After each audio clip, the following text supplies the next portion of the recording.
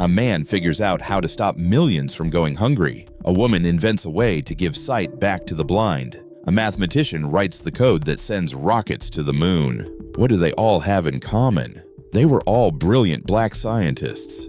And school history classes basically pretended they never existed. 1. George Washington Carver. When you hear the name George Washington Carver, what's the first thing that pops into your head? Peanuts, right? Everyone knows him as the peanut guy. School teaches us that he was a man who found a lot of uses for peanuts. And while that's true, to put it mildly, that's like saying Michael Jordan was just a guy who was good at basketball. It totally misses the point and hides his real genius. You see, George Washington Carver wasn't just some guy who liked peanuts. He was a brilliant agricultural scientist, a chemist, and an inventor who single-handedly saved the economy of the entire southern United States. What many overlooked is why he was so focused on peanuts in the first place. Carver was born into slavery in Missouri around 1864. After slavery was ended, he was a free man, but he had nothing. He wandered from town to town, desperate for an education, and was often turned away just because of the color of his skin. He eventually made it to Iowa State, where he amazed his professors with his talent for botany, the study of plants. He got his master's degree and was invited to teach at the famous Tuskegee Institute in Alabama. And when he got there, he found a huge problem. The farmers in the South, both black and white, were going broke. For decades, they had only planted one crop, cotton. But cotton plants suck all the good stuff, the nutrients, out of the soil. The land was exhausted. It was turning to dust and the crops were failing. People were starving. Carver knew the answer. It was something called crop rotation. He told the farmers to stop planting cotton and plant other things instead, like peanuts and sweet potatoes. These plants, he explained, would actually put the good stuff back into the soil. They would make the land healthy again. The farmers listened, and it worked. The soil became rich and healthy. But this created a brand new problem. Now, the farmers had millions and millions of pounds of peanuts and sweet potatoes that nobody wanted to buy. They were going to rot in the fields. This is where the peanut guy legend comes from. But it's not a legend, it's genius. Carver locked himself in his lab. He took that simple, boring peanut and he took it apart piece by piece. He found a way to make over 300 different things from it. We're talking about milk, cooking oil, paper, soap, and even a type of plastic. 300 things from one little nut. And he didn't stop there. He found over 100 uses for the sweet potato, including flour, starch, and a new kind of glue. He gave all these inventions to the farmers for free. He created brand new markets, and the farmers who were about to lose everything were suddenly making more money than ever. He didn't just invent peanut butter, he saved an entire generation of farmers and changed agriculture forever. The thing nobody tells you is that he's remembered as a simple folk hero, but he was one of the greatest chemists of his time. Carver used plants to change how we eat and farm, but our next scientist also used plants to create powerful life-saving medicines that help people with serious illnesses, and he had to fight off corporate spies and vandals just to do his work. 2. Percy Julian. We live in a world full of amazing medicines. If you have a bad headache, you take a pill. If you have an infection, a doctor gives you a treatment.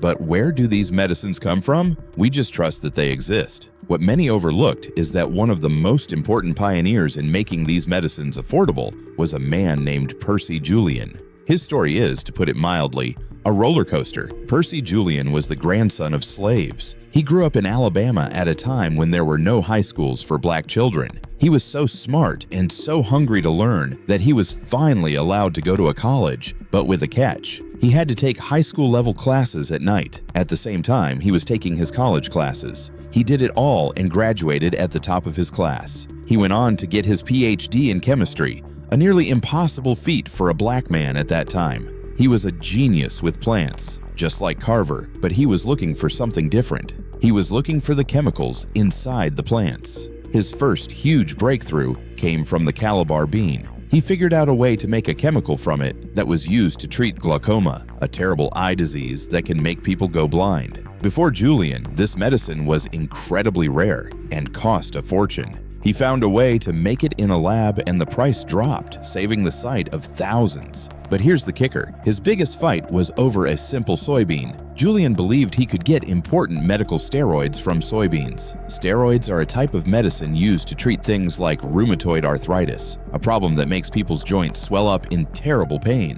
At the time, other companies were trying to do the same thing, and they saw him as a rival. He was working at a company called Glidden when he finally had his breakthrough. A huge tank of soybean oil had accidentally gotten water in it. Everyone thought it was ruined, but Julian looked closer and saw little white crystals forming. He figured out how to use this mistake to make huge amounts of the steroids he was looking for. His discovery was so big that it threatened to put other chemical companies out of business. They spread rumors about him. They tried to steal his work. When he became successful and moved his family to a nice neighborhood in Chicago, his house was targeted by people who didn't want him there. They tried to scare him away, but he refused to back down. He sat on his porch with a shotgun to protect his family. Percy Julian held over 130 patents. He was a true genius who broke down barriers in chemistry. He used a humble bean to create medicines that have helped millions of people live without pain. Julian used beans to make medicine, but our next scientist looked at something even smaller,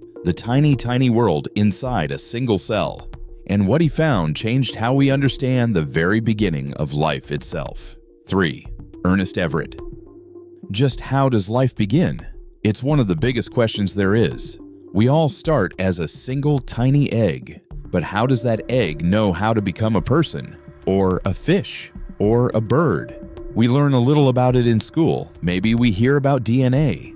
But the thing nobody tells you is that one of the first and most important scientists to figure out the very first steps was a man named Ernest Everett Just. Ernest Just was born in South Carolina in 1883. His father and grandfather both passed away when he was very young, and his mother worked as a teacher to support him. He was a brilliant student and went to Dartmouth College, where he fell in love with biology, the study of life. He became a specialist in marine biology, which means he studied animals that live in the ocean. He was fascinated by tiny, spiky animals called sea urchins. Why? Because their eggs are clear, and he could watch what was happening inside them under a microscope. He spent his summers at the Marine Biological Laboratory in Woods Hole, Massachusetts, a famous place for scientists. At the time, most scientists were focused on the inside of the cell. They looked at the part in the middle, called the nucleus, and thought that's where all the action was. They believed the outside of the cell, the skin or membrane, was just a boring wall to hold everything in. But Ernest just looked closer. He spent hours and hours, day after day, just watching. And he saw something everyone else had missed. He saw that when a sperm cell touched the egg, a change would instantly ripple across the surface of the egg. He realized this skin wasn't a dead wall at all. It was alive, and it was a critical part of the process. He discovered that this outer layer was the gatekeeper. It was just as important as the nucleus for life to begin. This was a huge, groundbreaking idea. But here's the kicker. Many scientists in America just wouldn't listen to him. Because he was black, they didn't take him seriously. They dismissed his ideas. It was incredibly hard for him to get money for his research or a good job at a major university. He found that scientists in Europe, in places like Germany and France, treated him with the respect he deserved. They called him a genius. He ended up doing most of his best work over there, far from his home. He wrote a famous book called The Biology of the Cell Surface, which is still a classic today. He changed the way we think about the very first spark of life, even if the why. History books in his own country refused to give him credit, just changed how we see life. But our next scientist was a woman who broke down even more barriers. She was the very first black woman in America to get a PhD in chemistry, and her work helps us understand one of the biggest health problems in the world today. 4. Marie Maynard Daly. We hear about it all the time on TV commercials and from our doctors. We have to watch our diet. We have to exercise, and we have to worry about two big things: cholesterol and high blood pressure. We know these things are bad for our hearts, but have you ever stopped to wonder how we know that? That knowledge didn't just appear out of thin air. It came from decades of hard work by scientists in labs. And one of the most important pioneers in this field, a person who made the first key discoveries, was a woman named Marie Maynard Daly. Marie was from Queens, New York. She loved science from a young age, inspired by her father, who had wanted to be a chemist but couldn't afford to finish school. Marie was determined to finish the dream he started. She was brilliant and worked incredibly hard, getting her degree from Queens College. She then went to Columbia University for her PhD. To put it mildly, this was not an easy path. This was the 1940s. The world of advanced science was almost entirely white and almost entirely male. But Marie was a trailblazer. In 1947, she did it. She became the first black woman in the history of the United States to earn a PhD in chemistry. Think about that for a second. The very first one. But she was just getting started. She got a grant to work at the Rockefeller Institute, where she started studying the human heart. She wanted to know what makes a heart fail. She and her team were the first to show the link between high cholesterol, that waxy stuff in our blood, and atherosclerosis. That's the medical word for when your arteries, the tubes that carry your blood, get all clogged up and hard. Her work was the foundation for everything we know about diet and heart health. But she didn't stop there. She also did groundbreaking research on how smoking affects the lungs. She studied the chemicals in smoke and how they damage the cells inside our bodies. What many overlooked is just how hard it was to do this work. As both a woman and a black person, she faced constant challenges. Her name wasn't always given the credit it deserved on research papers, but she kept going. She later became a professor and spent years encouraging more minority students to get into science and medicine. Dr. Daly's research is the reason your doctor tells you to eat healthy. Her discoveries have saved millions of lives from heart problems, even if most of us have never heard her name. Daly's work saves lives every day. Our next scientist also worked on a project that could affect millions of lives, but it was one of the biggest and most top-secret government projects in all of history. 5. Lloyd Quarterman. There are moments in history that changed the world forever. The invention of the wheel, the discovery of fire, and in the 1940s, the dawn of the atomic age. This was the time of the Manhattan Project, the top-secret American program during wartime to understand atomic energy. When we think of this project, we usually think of one or two famous names like J. Robert Oppenheimer. We picture them in the desert, watching a giant explosion. But the thing nobody tells you is that this project was huge. It involved thousands of scientists, engineers, and workers, all sworn to secrecy. And one of the key chemists, working with some of the most dangerous materials on Earth, was a black man named Lloyd Quarterman. Quarterman grew up in Philadelphia and was a gifted student. He went to college in Florida and became an expert in a very, very tricky chemical element, fluorine. Now you have fluorine in your toothpaste, but in its pure form, it's one of the most reactive and dangerous elements there is. To put it mildly, this is not stuff you play around with. It's incredibly difficult to handle, and only a handful of scientists in the world knew how. Lloyd Quarterman was one of them. Because of this rare skill, he was recruited for the secret project. He was sent to Columbia University and then to the University of Chicago to work in a lab with the top scientists in the world. He was one of only a very few black scientists working on the project at this high level. His job was to help create and purify a special substance, sometimes called heavy water. This was a key ingredient needed for the atomic research. He was working in the lab, hands-on, with materials that would unlock the power of the atom. It was, without a doubt, some of the most important and world-changing science ever done. So why have so few people heard of him? There are two big reasons. First, the project was top secret. For decades, he was not allowed to talk about what he did. His work was hidden from the public. By the time the files were finally unsealed, the history books had already been written, and they had left him out. Second, in a team of hundreds, the credit almost always goes to the person at the very top, the hands-on chemists and scientists who did the day-to-day work. The ones like Quarterman were often just footnotes, but without his unique skills with that dangerous element, the project might never have succeeded. Quarterman was a secret hero of the atomic age, but our next scientist aimed even higher. She aimed for the stars. She was a human computer for NASA and wrote the code that helped send us to the moon. 6. Annie Easley. In the 1950s and 60s, America was locked in a race, the space race. The goal was to get to the moon. We've all seen the pictures of the astronauts in their big white suits planting the American flag. They were the heroes. But here's the kicker, those astronauts didn't get there by themselves. They were riding on top of a giant, 350-foot-tall rocket. And that rocket was guided by math. Thousands and thousands of long, complicated math problems. Before there were super-fast laptops, who do you think did all that math? They were called computers, and many of them were women. They were human computers, brilliant mathematicians who solved the problems by hand. One of the sharpest and most important of them all was a woman named Annie Easley. Annie grew up in Alabama. She was smart and ambitious and ended up in Cleveland, Ohio. In 1955, she read a newspaper article about a government lab called NAEA, which would later become NASA.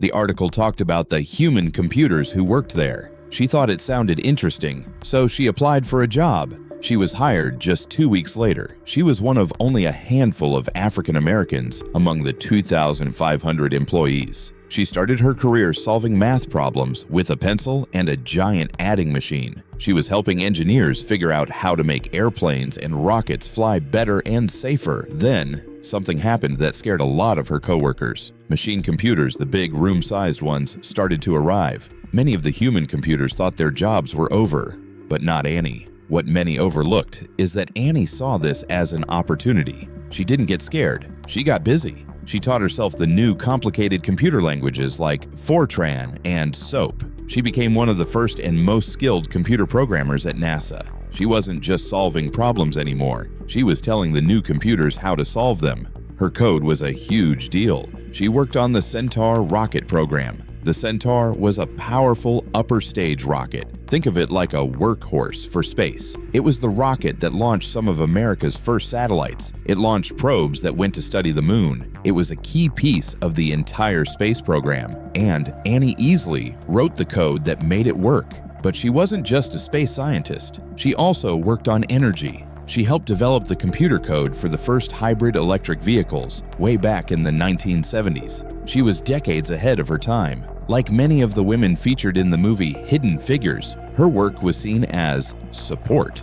The engineers and astronauts got all the glory. But the thing nobody tells you is, without her code, those rockets would have just been very expensive fireworks sitting on the launch pad. Easley's code took us to space, but our next scientist helped bring the computer from a giant NASA room right onto your desk. And you have definitely used his invention, probably in the last 5 minutes. 7. Mark Dean. Think about the computer or the phone you are using to watch this. Think about how you can plug a mouse into it, or a printer, or a keyboard, or a monitor. It all just works. We take it for granted. It's just a simple plug, right? Wrong. To put it mildly, getting all those different parts to talk to each other is one of the most complicated things a computer has to do. And the man who helped invent that magic language is an engineer named Mark Dean.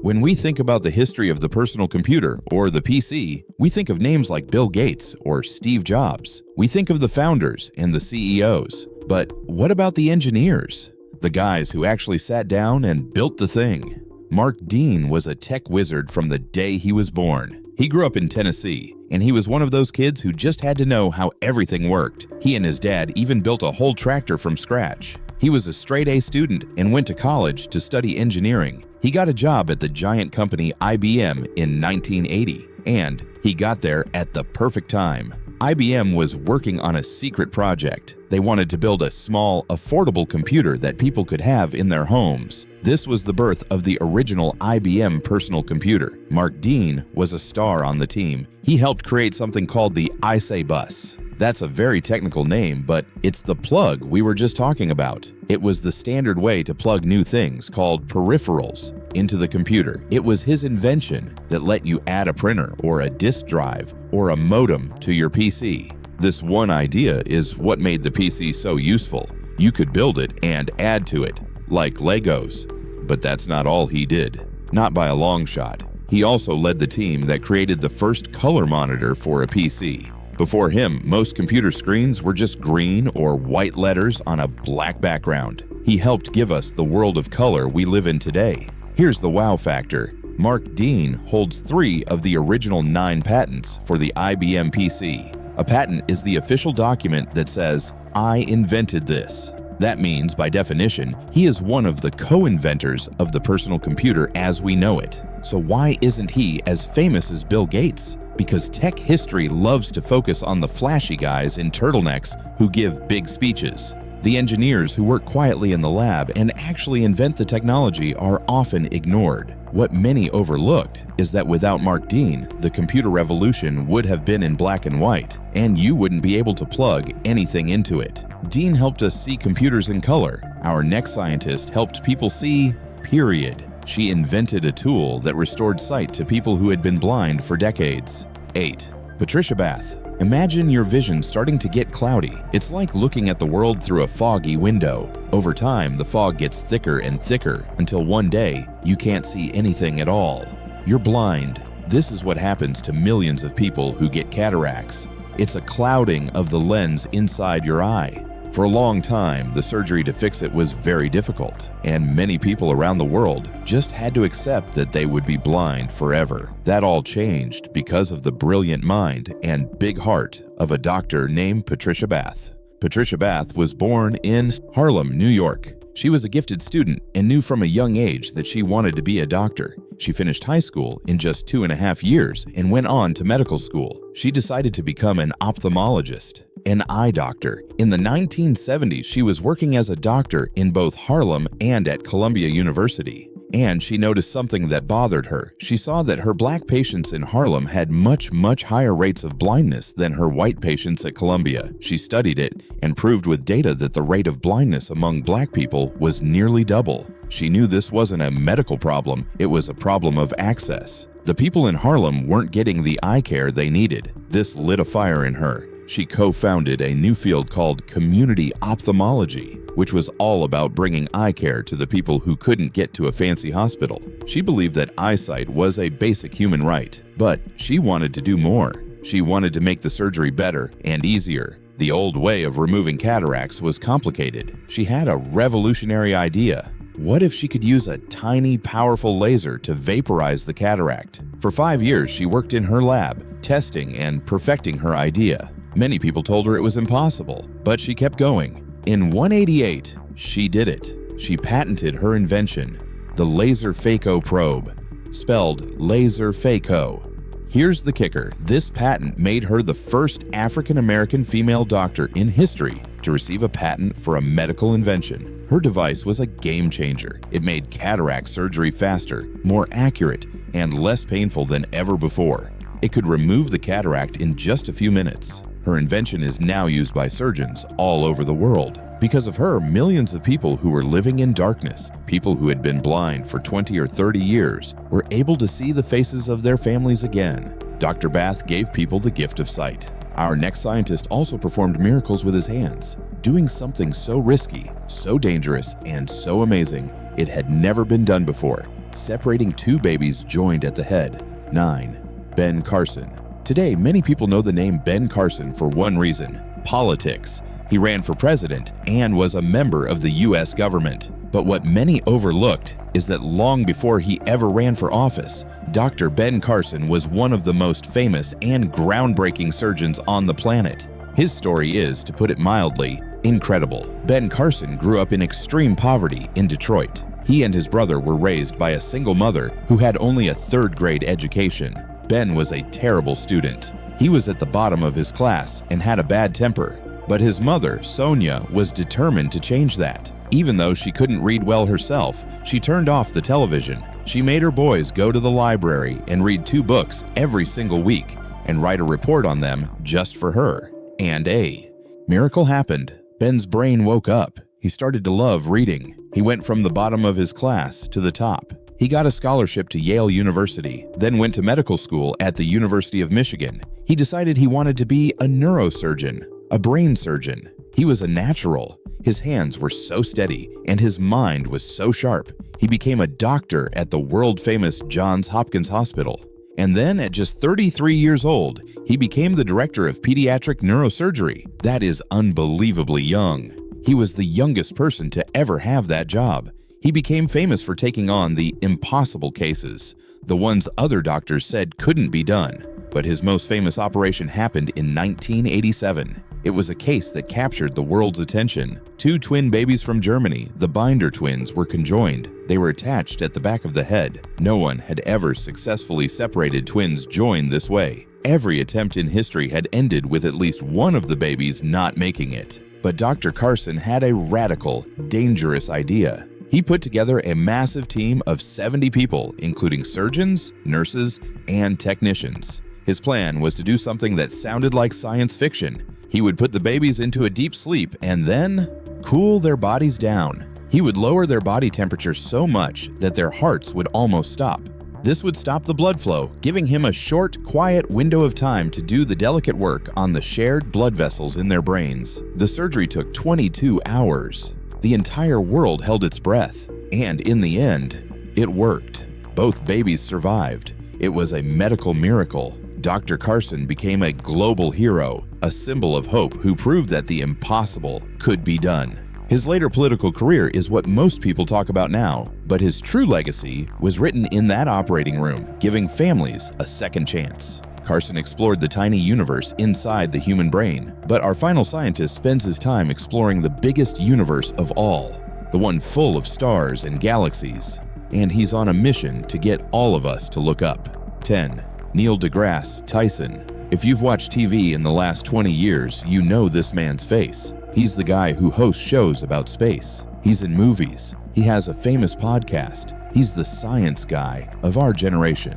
When we think of Neil deGrasse Tyson, we think of a celebrity. But the thing nobody tells you is that he isn't just a science communicator. He is a very serious and important astrophysicist, and what many overlooked is a huge controversial decision he made that changed how all of us see the solar system. Neil grew up in the Bronx in New York City. He fell in love with stars at the age of 9 when he visited the Hayden Planetarium. He knew right then that's what he wanted to do. He was a brilliant student, and the famous scientist Carl Sagan even tried to get him to come to Cornell University. Neil ended up going to Harvard, then got his PhD from Columbia. He is a real, working scientist who has studied the evolution of stars and the formation of our galaxy. But his big moment came when he got his dream job. In 1996, he became the director of the very same Hayden Planetarium that had inspired him as a kid. The planetarium was being rebuilt, and Dr. Tyson had to decide how to set up the new exhibits. He had to decide what a planet was. And he made a choice that, to put it mildly, made people really angry. He demoted Pluto. In his new exhibit, he didn't put Pluto with the other 8 planets like Earth, Mars, and Jupiter. Instead, he grouped it with a bunch of other icy objects out at the edge of the solar system.